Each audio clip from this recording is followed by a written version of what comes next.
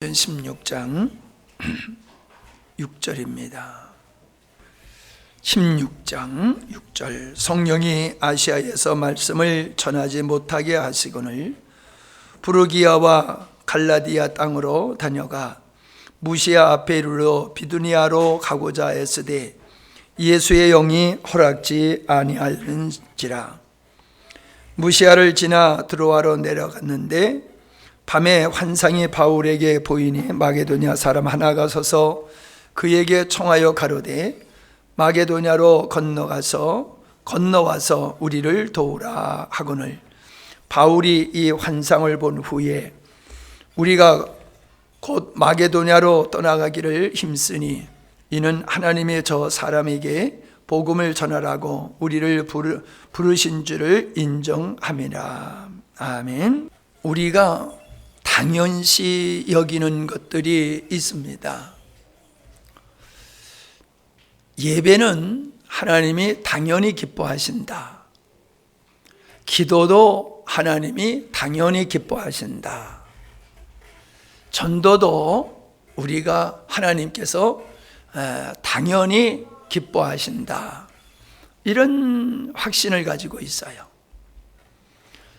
그런데 꼭 그런 것만은 아닙니다. 오늘 말씀에 보면은 바울이 아시아 지방으로 가서 복음을 전하려고 애쓰지만은, 여기 7절에 애쓰지만은 예수의 영이 허락지 아니했다라고 하는 겁니다. 물론 이 말씀은 전도를 허락지 않았다는 얘기가 아닙니다. 전도를 어느 지방을, 어떤 대상을 가지고 향해서 우리가 전도하느냐, 선교하느냐, 이게 중요한 것이라는 거지요. 그냥 우리는 무조건 전도하고 무조건 선교하면은 하나님이 다 기뻐하실 것이다, 이런 확신을 가지고 있는데 오늘 말씀에 보면은 그렇지 않다라고 하는 것을 우리가 볼 수가 있지요. 즉 전도도 우리가 주체되어서 하는 것이 아니라 하나님께서 우리를 통해서 일하시는 전도가 되어야 된다는 거예요. 우리는 사도행전을 성령행전이라고 알고 있지 않습니까? 사도들이 나가서 열심히 복음을 전했지만은 실제적으로는 성령께서 주도적으로 복음을 땅끝까지 이르게 하는 역사를 하나님이 친히 하셨다는 거지요. 말씀의 흥함과 기사와 표적이 나타나는 것이 인간의 의지와 노력의 결산물이 아니라는 거지요. 하나님께서 복음을 사람들에게 확정시켜주기 위해서 기사와 표적을 행하심으로 사도들이 전하는 말씀이 하나님의 말씀이로구나 라고 믿을 수 있도록 기사와 표적을 행하셨다는 거지요. 베드로가 스스로 능력을 행하고 바울이 스스로 하나님의 능력을 자기 마음대로 자유자재로 행했던 게 아니라는 거예요. 하나님께서 그들에게 감화하시고 감동하시고 그리고 그들로 하여금 선포케 하고 기도케 하셨을 때에 하나님이 그들의 손길을 통하여서 역사하셨다. 그래서 사도행전을 보면 하나님의 손길이 함께 하셨다라는 말씀이 많이 나와요. 하나님의 손길이 함께 하니까 기사와 표적이 나타났다. 그러니까 사도들이 복음을 전하는 일에 주님의 손길이 함께 하셨다는 거예요. 주님께서 친히 그들을 붙드시고 역사하셨다라고 하는 것입니다. 그러니까 앞에서 말씀드린 대로 돌아가 보면은 우리는 그냥 열심히 전도하면은, 열심히 선교하면은 된다, 이렇게 생각을 합니다. 그런데 우리가 경험상으로 봤을 때에 하나님께서 원치 않는 헌금도 있어요. 우리가 복음을 전하는 일에 헌금을 하면은 다 하나님의 기뻐하실 줄로 우리가 생각을 해요. 그런데 우리는 순수한 마음으로 그렇게 할지 몰라도 그 선교헌금을 받아가지고 선교하시는 분이나 농어촌에서 선교비를 받고 농어촌에서 선교하시는 분이나 군인들을 대상으로 해서 선교하시는 분이나 뭐 다양한 모습으로 선교를 하는데 그들을 하나님이 원치 않는 게 있어요. 그들을. 우리가 봤을 땐 다 주님의 일을 하는 사람들이에요. 근데 주님은 그는 나와 상관없다. 나와 상관없다. 왜 그럴까요? 복음을 팔아서 자기 배를 불리우는 사람들이 있다는 거예요. 하나님의 말씀을 전해서 하나님의 나라를 세우고 영혼을 얻는 게 아니라 복음을 전함으로 말미암아 그 복음을 전함으로 자기의 생계를 유지하고 자기 의를 쌓는 사람들이 있다는 거예요. 불행하게도 갈수록 그 숫자는 더 많아지는 것 같아요.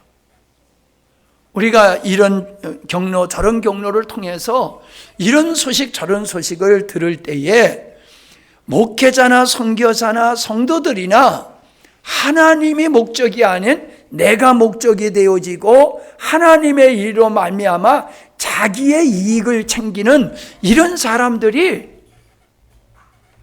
여러분들한테 다 고백을 할 수가 없어요. 여러분의 은혜가 안 되기 때문에. 그건 좀 아주 이제 극단적인 상황을 얘기하는 건데, 극단적인 것을 얘기하는 이유가 어디 있느냐 하면은 선교 전도도 하나님이 주체가 되어야 된다는 거예요.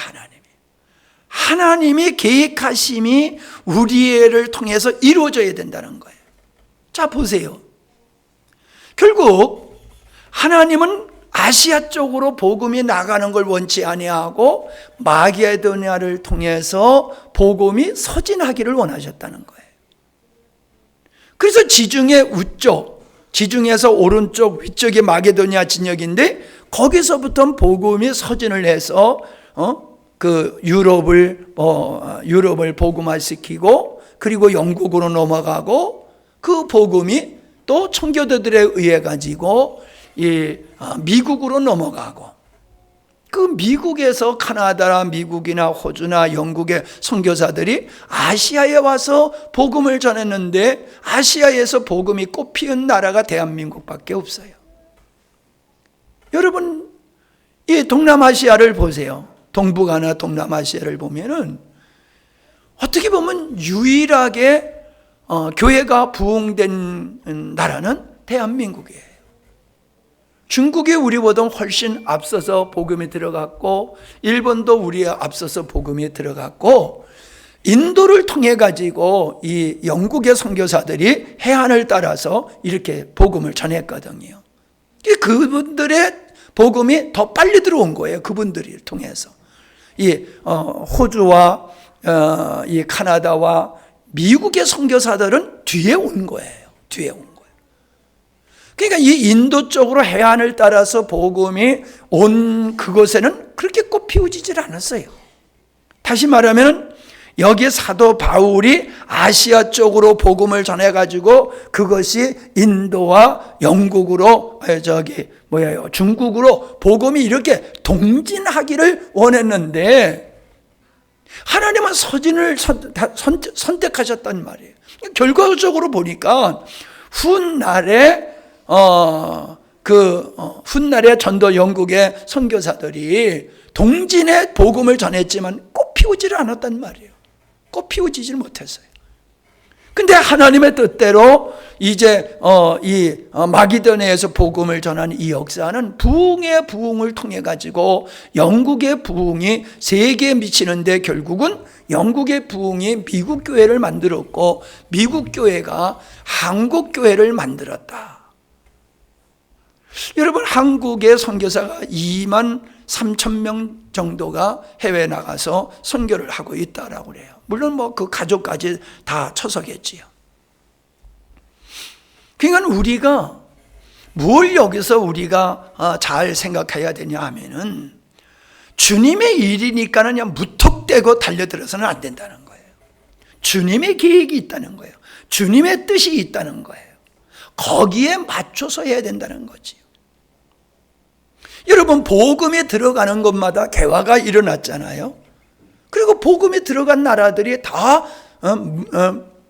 문화민족이 되어 있고 선진국들이 다 됐잖아요. 복음에 들어가는 곳마다. 여러분, 우리나라도 얼마나 미개한 나라였습니까? 얼마나 가난한 나라였습니까? 근데 복음에 들어오고 복음을 받아들이니까는 이 민족이 이렇게 놀라운 하나님의 은혜를 입었다는 것이죠.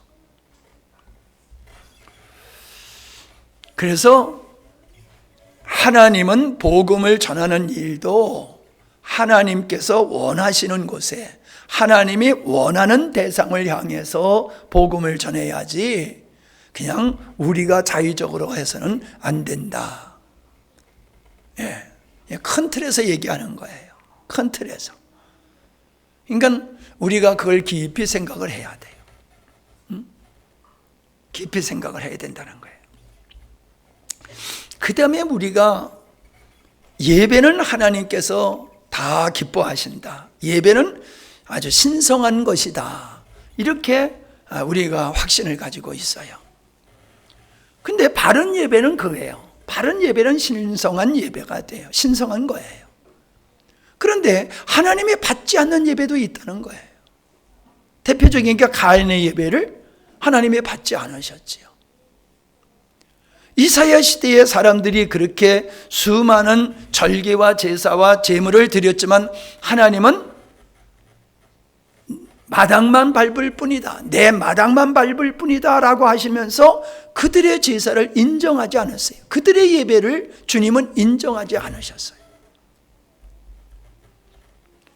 여러분, 예수님께서 사마리아 여인에게 하신 말씀이 뭡니까? 사마리아 여인의 관심은 장소에 있어요. 장소. 어디서 예배 드려야 되느냐? 장소. 다시 말하면 형식이지요. 형식. 유대인들은 반드시 성전에서 제사를 지냈단 말이에요. 다른 데서 제사 지내면 안 돼요. 하나님이 임재하신 성전에서만 제사를 지내야 됐단 말이죠. 근데 사마리아 사람들은 그럴 수가 없다 보니까 자기들 나름대로 자기들이 사는 곳에 성전을 지어놓고 거기서 그들은 제사를 예배를 했잖아요. 그러니까 이 갈등이 있는 거예요. 유대인들은 하나님이 제정하신 솔로몬 성전 그 후에 복원된 그 성전에서 예배를 드리는 것만이 하나님이 진정받으시는 예배다. 그런 주장을 가지고 있었단 말이에요. 그러니까 사마리아 사람들이 볼 때에 그럼 우리가 드리는 예배는 이건 하나님이 안 받으시는 예배야? 그 예루살렘에 있는 성전에서 예배를 드리지 않은 거니까 그런 갈등과 고민이 있었다는 거죠. 그러니까 그 질문을 한 거잖아요. 예루살렘에서 드리는 예배가 바른 예배입니까? 사마리아에서 드리는 예배도 하나님이 인정하는 겁니까? 그런 질문이거든요. 근데 예수님은 뜻밖의 말씀을 하시지요. 야, 예배는 장소가 중요한 게 아니야. 예배는 형식이 중요한 게 아니야. 예배는 예배자의 영적 상태, 예배자의 믿음, 이게 중요한 거야 라고 말씀하시는 거지요. 그래서 하시는 말씀이 뭐예요? 새롭게 예배들, 이제는 그 모형적인 예배가 아니라 예수님의 십자가를 지심으로 말미암아 실제의 예배가 되게 실제 예배하는 그 시대가 열리게 되는데 하나님이 원하시는 그 실제 예배가 뭔지 아느냐? 성령의 인도하심을 받아서 드리는 예배가 되어야 된다. 그러니까 하나님께 드리는 예배지만은 그분에게 감동되지 않는 상태에서 예배를 한다는 것은 그거는 하나님께서 원치 않는 예배라는 거예요. 하나님이 원하는 예배는 예배자가 성령의 인도를 따라서 성령에 감동된 상태에서 해야 된다는 거예요. 우리 성가대 찬양도요. 어떤 때 보면은요, 참 이렇게 성령에 감동된 상태가 이게 충만함을 느낄 때가 있어요. 근데 어떤 때는 그렇지 못할 때가 있어요. 한두 사람이 아니라 전체의 분위기가 정말로 주님을 온전히 사랑하는 그 뜨거운 심정으로 신앙의 고백으로 이렇게 드려지지를 못할 때가 있어요. 여러분, 가인의 예배를 하나님께서 받지 않는 이유가 어디 있습니까? 이사야 시대의 구약 시대에 이스라엘 백성들이 하나님 앞에 드리는 예배를 왜 받지 않으셨습니까? 그건 형식의 예배이기 때문에 그래요. 그러니까 신령과 진정이다라고 하는 이 진정이라는 말은 이거는 진리라는 거예요. 진리라고 하는 건 사실을 말하는 것이거든요. 그러니까 예배에는 반드시 제물이 있어야 되는 거예요. 예배에는 제물이 있어야 되는 거예요. 그래서 구약에서는 제물을 가지고 가서 잡아서 제물로 드리면서 예배를 했잖아요. 제사를 했잖아요. 그 신약 시대에 와가지고는 이제 예수님께서 사람의 손으로 짓지 아니하는 그 하늘의 성전에서 제사를 자기 자신을 희생제물로 드림으로 말미암아 인류를 구원하는 역사를 이루셨다라고 히브리서에서 말씀하고 있잖아요. 그래서 제사가 예배로 바뀌어졌단 말이에요. 근데 본질은 똑같은 거예요. 그건 모형이었고, 이거는 우리가 드리는 것은 예수 그리스도의 죽으심과 부활의 실제를 가지고 우리는 하나님 앞에 예배자로 나가야 되는데, 우리는 예수 그리스도의 제물만 가지고 나가는 거로 생각하고 있어요. 예수님의 피로만 제사를 댄다, 예배다, 이런 개념을 가지고 있어요. 근데 아니에요. 예배자의 죽음이 필요해요. 예배자 자신이 희생의 제물이 되어야 되는 거예요. 왜냐하면 예배는 은혜 받는 수단이 아니라 은혜의 반응으로서 하나님께 영광을 돌리는 것이기 때문에 예배자는 하나님의 은혜를 입은 자기 자신을 하나님께 헌신하는 거예요. 하나님께 드리는 거예요. 하나님께. 그러니까 하나님께 드리는 제물은 반드시 죽어야 되는 거예요. 죽어야지 제물이 될 수 있지, 살아있으면 제물이 될 수가 없는 거거든요. 그러니까 우리가 십자가에서 예수 그리스도와 함께 죽은 자로서 하나님 앞에 나가는 이런 예배가 하나님께서 바라시는 예배다라고 하는 거예요. 죽은 자로 나가는 게 아니란 말이에요. 요즘들은 뭐예요? 은혜 받으려고 하는 거예요. 은혜 받으려고. 여러분, 은혜 받아서 내가 정말로 하나님의 온전하심을 따라서 살아갈 길을 사모함으로 은혜 받고자 하면은 그건 맞지요. 근데 자기의 욕망을 채우기 위한 수단으로서의 은혜를 간구한단 말이에요. 순수한 은혜를 구하는 게 아니잖아요.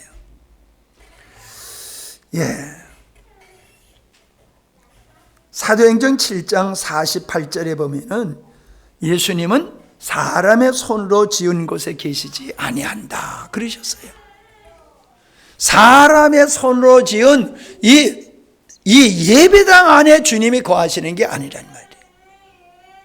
그러니까 예배당은 우리가 하나님 앞에 예배드리는 곳으로 우리가 구별했기 때문에 성전이라고 얘기하지만은 구약의 성막과 같이 하나님은 예배당에만 계시는 분이 아니란 말이에요. 그러니까 장소에 연연하거나 형신에 묶여서는 안 된다는 거예요. 내가 진정 하나님을 성령에 감동된 상태에서 나의 옛사람이 죽고 그리스도 안에서 새 사람이 되어서 나의 삶을 하나님의 거룩한 산 제사로 드리는 이 삶을 가지고 하나님 앞에 예배할 때에 하나님은 그 예배를 받으신다는 거지요. 영광을 받으시는 거지요. 그렇지 않은 예배는 허락지 아니하신다는 거예요. 허락지 않는다는, 내 마당만 밟을 뿐이라. 제발 이러한 한번 보세요. 이사야서 53장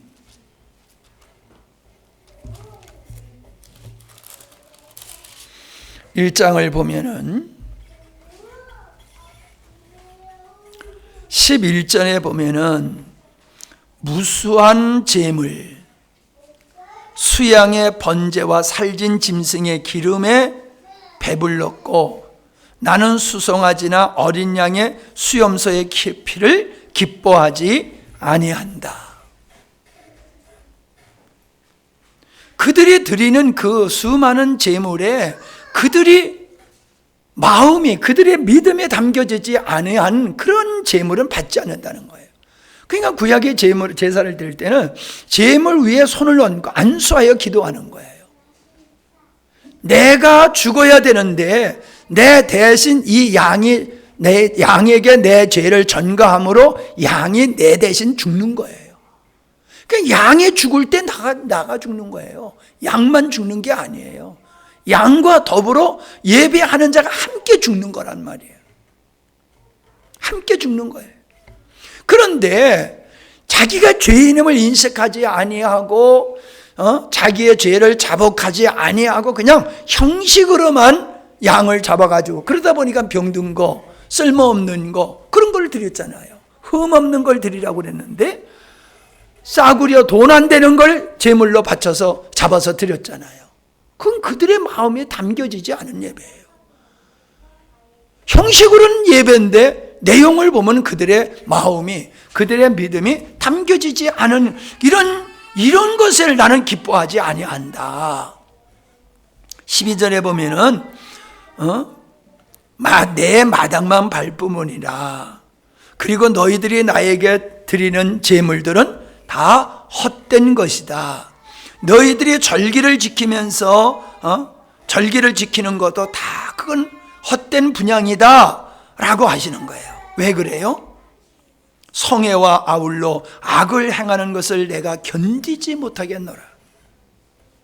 견디지 못하겠대요, 하나님께서. 그들이 드리는 예배, 그들이 제사들을, 그 제사가 하나님을 괴롭게 하는 거예요. 괴롭게. 역겨운 거예요. 하나님을 모독하고 있는 거예요. 왜? 진정 하나님을 예배한다라고 하면은 구별된 생활을 해야 되는 거거든요. 근데 뭐라고 그랬어요? 성애와 아울러 악을 행한다. 악을 행하면서도 뻔뻔스럽게 하나님 앞에 나와서 예배하는 그들의 모습에 우리 하나님은 너무나 힘들어 하시는 모습이죠.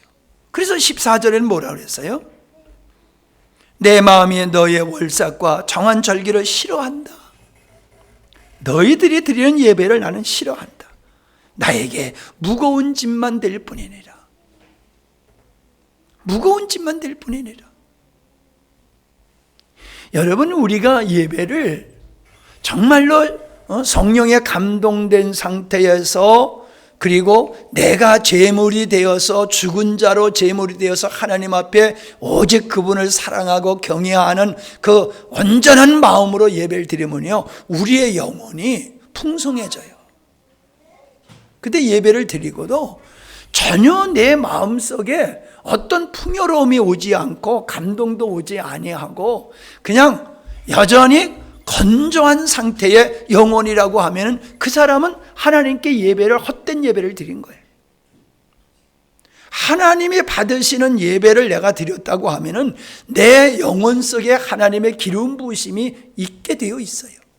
그래서 무거운 짐이 벗겨지고 기쁨이 오고 감사가 넘치고 소망이 넘치고 강하고 담대함이 우리 마음속에 생기는 거예요. 세상이 그냥 밥과 같이 보이는 거예요. 아무것도 아니야.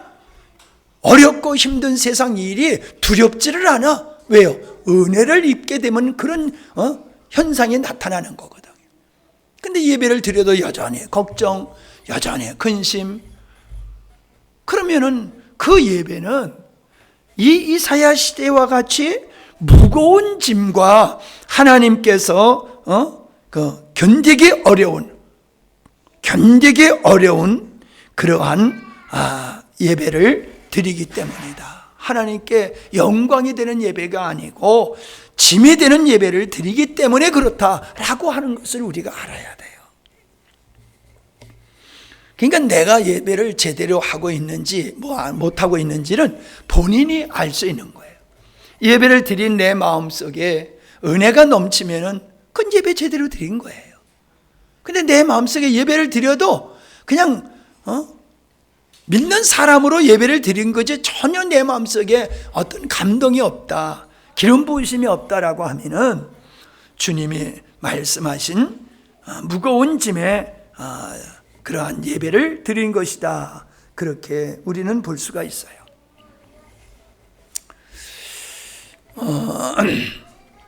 이제 그 전도와 예배에 대해서 말씀을 나눴지만은 다윗이 하나님께 성전을 지어서 드리려고 했을 때 하나님의 허락지를 않으셨잖아요. 허락지를 않았다는 거예요. 그래서 아까 얘기했지요. 헌금을 하더라도 하나님이 인정하지 아니하는 헌금, 똥독에 빠뜨렸다고 그래도 똥독에 빠뜨렸다고. 네가 하는 헌금은 똥독에 빠뜨렸어, 그렇게 말씀하시더라고요. 그게 뭐예요? 헛된 데 했다는 거예요. 헛된 데. 하나님이 원하시고 하나님의 영광을 받으시는 데 하지 아니하고 그냥 자기가 자의적으로 한 것은 하나님이 인정하지 않으신다. 그런데 다윗이 성전을 지어서 하나님 앞에 드리려고 했을 때에 하나님은 원치 않았잖아요. 그러니까 필요한 걸 모든 걸 다 준비해도 자기가 스스로 짓지는 않았어요. 사실 어떻게 보면 다윗이 다 준비해놨기 때문에 다윗이 진 거와 같은 거예요. 그러나 다윗은 하나님의 뜻을 쫓아서 자기 이름으로 성전을 짓지 아니하고 솔로몬의 이름으로 성전을 짓도록 했다는 것이죠. 여러분, 우리가 헌신을 한다, 헌금을 한다라고 하는 것이 바로 이와 같은 거예요. 그저 당연하다고 생각하지만은 하나님의 시간과 때가 있는 거예요. 하나님의 시간과 때에 맞추어서 우리가 하는 것이 옳지, 그저 관념적으로 통념적으로 봤을 때에 헌금하는 건 좋은 거야, 헌신하는 건 좋은 거야, 예배당 짓는 건 좋은 거야, 선교지에 예배당 짓는 건 좋은 거야, 그런 식으로 해가지고 선교지에 요즘 우물 파기가 유행이에요. 우물 파주기. 그래서 그 물 없는데 우물을 파주니까는 사람들이 그 지하수를 뽑아가지고 먹고 사니까는 얼마나 좋습니까? 그 사람들이 다 좋아하죠. 선교사님들 막 좋아하죠. 근데 하나님을 좋아하는 게 아니에요. 먹을 물을 준 그 사람을 좋아하는 거지 하나님을 좋아하고 하나님을 기뻐하는 게 아니란 말이에요. 그 부탄의 나라의 사람들이 행복지수가 세계 1위 했었대요. 세계 1위. 근데 그들이 인터넷이 들어가고 핸드폰이 들어가고 현대 문명에 들어가니까는 그들의 행복지수가 29위로 뚝 떨어지더래요. 잘 살게 되니까는 더 행복지수가 올라가는 게 아니라 잘 살면 잘 살수록 행복의 지수가 떨어지더라. 여러분, 2만 불, 3만 불이 되면은 교회가 더 이상 성장하지 않는다는 통계가 나와 있어요. 왜요? 사람들은 등 따숩고 배부르면 하나님을 찾지를 않는다는 거예요. 그러니까 전도와 헌신이 그들의 등 따숩게 하고 배불리어주는 쪽으로 선교가 가면요, 전도를 하면요, 열매가 없어요. 작게나마 우리가 그런 경험을 하고 있잖아요. 작게나마 퍼주는 선교해가지고 전도해서 열매 맺는 적이 있어요? 그냥 잠시 행사지 영혼을 얻을 수는 없어요. 그러니까 안진뱅이에게 은과 금을 주지 아니하고 예수를 준 베드로와 같이 우리의 선교는요, 철저히 예수 그리스도지 인간들이 원하는 걸 주면은 그들이 주님 앞에 돌아오는 게 아니에요. 그래서 선교가, 한국의 선교가 왜 실패하느냐 하면 퍼주는 선교를 하고 있기 때문에. 퍼주는 선교. 당연히 달라고 그래요. 당연히. 선교사님들이 와서 얘기하고 당연히 달라고. 왜 안 주느냐고. 사실 왜 도와주는 거예요? 예수 믿으라고 도와주는 거잖아요. 근데 예수는 빼고 그냥 도와줘. 근데 캄보디아 사람들은요, 자기가 도움받는 게 내가 복받게 하는 일이라고 하는 생각을 가지고 있대요. 그들의 개념은 구제를 많이 하는 게 덕을 쌓는 거고 복을 쌓는 거라는 인식을 가지고 있는 거예요. 그러니까 당신이 나를 도와줌으로 당신이 복을 받게 돼 있어. 그러니까 고마워할 일이 없어. 내가 당신의 도움을 받는 건 당신이 복받기 위해서 내가 당신 도와준 거야. 거기에 뭐가 들어가겠어요? 거기에 뭐가 들어가겠어요? 그런 잘못된 가치관을 가지고 있는 사람들에게 계속 퍼줘봤댔자 아무것도 없어요. 뭐 준다라고 그러면 배고프니까 벌떼같이 모여드는 거지요. 그러니까 사람 모으는 거를 집회했는데 뭐 사람들이 뭐 몇백 명이 모였다, 막 선교사님들이 막 그래요. 몇백 명이 모였다. 아무것도 안 줬는데 그렇게 왔을까요? 아니에요. 선교 갈 때에 그런 집회하면은 먹을 거 선물 잔뜩 가지고 줍니다. 그러니까 배고픈 사람들이 오면은 잘 먹지요. 선물 주지요. 그러니까는 몰려드는 거지요. 옛날에 우리 어렸을 때에 미국에서 구제품이 오는 거 가지고 우리가 입고 먹고 신발도 옷도 그들이 보내준 거 우리 입고 자랐어요.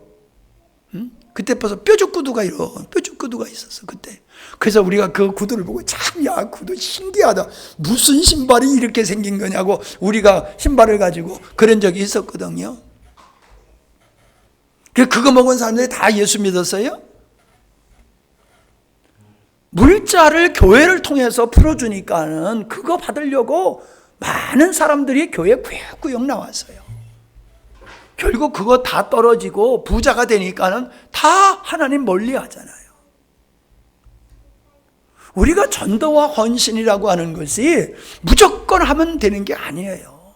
하나님이 기뻐하는 하나님의 영적인 원리를 따라서 우리가 해야 된다는 거지. 성전 짓는 거. 우리도 선교지에 힘써서 선교지에 예배당 하나 졌지만은 뭐 나보고 뭐고 헌당식 하는데 가자고 그러는데 헌당식 하러 남아프리까지 가려고 그러면은 경비가 예배당 하나 드는 경비가 다 들어가요. 어느 교회는 선교 헌금을 해가지고 착착 모으고 있대. 아니 선교 헌금을 해서 왜 모으고 있어? 그러니까는 선교 여행을 가기 위해서. 그러니까 여행이 목적이지 선교가 목적이 아니에요. 선교지 돌아본다라고 하면서 가가지고 사진 하나 몇 방 찍어놓고는 다 관광하고 그리고 돌아오는 사람들이 얼마나 많은지 몰라요.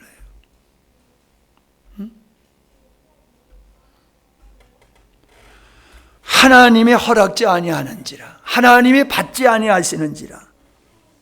우리가 지금 좀 남의 얘기하는 것 같이 보이지만은 우리에게도 해당되는 거예요. 우리에게도 남의 얘기라고만 생각하면은 안 된다라고 하는 거예요. 예. 하나님의 원하시는 예배가 뭐라 그랬어요? 호세아서 6장 6절을 보면은, 호세아서 6장 6절을 보면은 하나님의 진정 원하시는 예배가 뭔지를 말씀하고 있어요. 나는 인애를 원하고 제사를 원치 아니하며 번제보다 하나님을 아는 것을 원하노라. 그러니까 하나님을 깊이 사랑하는 그런 거예요. 하나님을 시편해 보니까 하나님과 친밀한 자는 하나님을 경외하는 자다 그랬어요. 하나님을 경외함이 친밀함으로 나가는 거라는 거예요. 새벽마다 모여서 기도하고 금식하고 철회하고 이런 기도를 하나님이 원하시느냐? 아니에요. 야고보서 4장에 그랬잖아요. 너희가 얻지 못하면 구하지 아니하며 구하여도 얻지 못하면 정욕을 위해서 잘못 구하매라. 기도한다고 하나님이 다 그걸 들어주시고 신령한 기도로 인정하는 게 아니란 말이에요. 금식 기도했으니까, 철학 기도했으니까는 야, 신령한 기도 한 번도 빠지지 아니하고 365일 새벽 기도했으니까 하나님이 인정하신다? 아니라는 거예요. 우리의 예배가, 우리의 기도의 목적이 하나님이 되지 아니하고 우리가 주체가 되어서 우리가 원하는 선교, 예배, 기도 이런 거는 하나님이 허락지 아니하시는지라, 하나님이 받지 아니하시는지라. 나는 이 시대에 한국교회가 바로 그러한 늪에 빠져 있다고 생각합니다. 하나님이 받지도 않는 기도, 하나님이 받지도 않는 헌신, 하나님이 받으시지도 않는 예배를 드리고 나는 예배 드렸어, 나는 헌신했어, 나는 기도했어 라고 자부심을 가지고 하나님이 복 주시기를 기대하고 있단 말이에요. 그 복 주기를 기대하고 있는 게 이게 벌써 잘못된 기도, 잘못된 예배, 잘못된 헌신이란 말이에요. 내가 이만큼 헌신했고 내가 이만큼 헌금했으니까 하나님께서 우리 자녀들을 다 복되게 하실 거야, 다 잘되게 하실 거야. 이게 바로 하나님께서 원치 않는 예배다, 신앙생활이다 라고 하는 거예요. 관습에 빠지지 마세요. 우리가 하나님을 믿는다라고 하는 우리의 신앙이 형식과 관습에 의해서 형식적으로 하면서 나는 하나님 앞에서 제대로 신앙생활하고 있다, 그렇게 생각해서는 아니 됩니다. 다음 세대를 세워가야 된다, 이러한 말씀들, 또 그런 비전을 가지고 이렇게 목회하시는 분들이 많아요. 근데 난 다음 세대를 세우는 게 뭔가? 여러분, 다음 세대를 세운다는 게 일꾼을 세운다는 쪽으로 가는 거예요. 일꾼을. 다음 세대를 세운다는 게 다음 세대가 이 교회를 감당하고 시대적인 사명을 감당하는 그러한 일꾼으로 우리가 다음 세대를 양육해야 된다, 이런 개념이 더 큰 것 같아요. 다음 세대를 생기는 것은 일꾼으로 양육하는 게 아니라 진정한 예배자, 진정한 믿음의 사람으로 세워가는 게 다음 세대를 세워가는 거라고 저는 생각합니다. 어떻게 기도하느냐, 방법이 중요한 게 아니에요. 어떤 형식의 예배를 드리느냐, 그게 중요한 게 아니에요. 이번에 엊그저께도 주빌리 기도회 하는데 설교를 15분만 하라는 거예요. 15분만. 그래 15분만 하라니까 참 깝깝하더라고요. 왜 15분만 하게 되면 기도를 더 많이 하기 위해서다. 그래요. 기도를 많이 하고 오래 하면은 하나님이 기뻐하시는 겁니까? 기도를 많이 하기 위해서 설교를 짧게 하려는 거예요. 뭐 일리는 있어요. 왜? 목적이 기도회니까. 그러니까 말씀이 짧게 한다는 건데 이해는 해요. 근데 내가 지적하는 건 뭐예요? 기도를 오래 하고 많이 하면은 하나님이 기뻐할 거다라고 하는 이 생각이 잘못된 것이라는 거예요. 하나님이 원하는 기도는요, 짧은 속에서도 이루어질 수 있는 거예요. 짧은 기도 속에도, 긴 기도 속에서만이 하나님이 역사하는 게 아니라 짧은 외마디 속의 기도를 통해서도 하나님이 역사하시는 거예요. 기도를 어떻게 하느냐, 형식이 중요한 게 아니에요. 예배를 어떻게 하느냐, 그 형식에 따라서 하나님이 예배를 받으시는 게 아니에요. 기도하는 우리의 마음이, 예배하는 우리의 마음이 성령 안에서 주님의 감동되고 이끌림을 받는 상태에서 내 자신이 제물되어지고 아버지의 뜻이 목적이 된 이러한 기도와 예배가 될 때에 하나님께서는 그 가운데 함께 하시고 은혜를 베푸실 줄로 믿습니다. 형식적인 예배에 빠지지 마세요. 형식적인 예배. 아예 예배를 제끼는 것도 문제고, 예배를 안 드리니까 찝찝하니까 예배를 드리는 것도, 그것도 문제예요. 예배는 기쁘고 즐거운 마음으로, 감사한 마음으로 기다렸다가 단숨에 달려와서 정말로 하나님을 집중하여서 드리는 예배를 드려야 되는 거예요. 그냥 예수 믿는 사람이니까 예배 드려야 되고, 안 드리면 찝찝하고, 집사가 돼가지고 예배 안 드리면 안 되잖아. 그러니까 의무로 드리고, 이런 예배는 하나님의 임재를 경험할 수 있는 예배가 못 됩니다.